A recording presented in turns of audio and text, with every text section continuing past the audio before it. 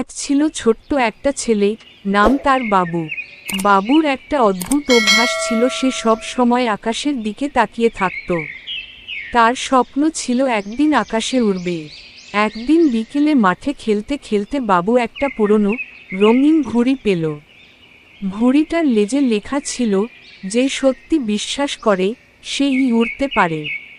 বাবু হেসে বলল, আমি তো বিশ্বাস করি।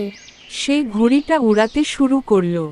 হঠাৎ বাতাস জোরে বইতে লাগলো, আর আশ্চর্য, বাবু নিজেই ধীরে ধীরে মাটি থেকে উপরে উঠতে লাগলো।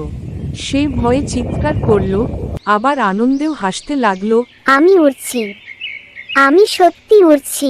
উপরে উঠে সে দেখল তার গ্রাম, সবুজ মাঠ, নদী, ছোট ছোট ঘর।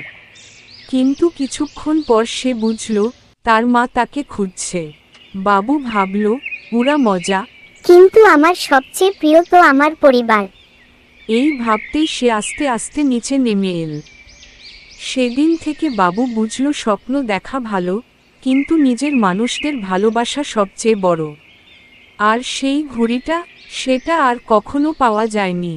তবে বাবুর মনে তার জাদু থেকে গেল। স্বপ্ন যত বড়ই হোক, নিজের মানুষদের ভালোবাসা সবচেয়ে মূল্যবান।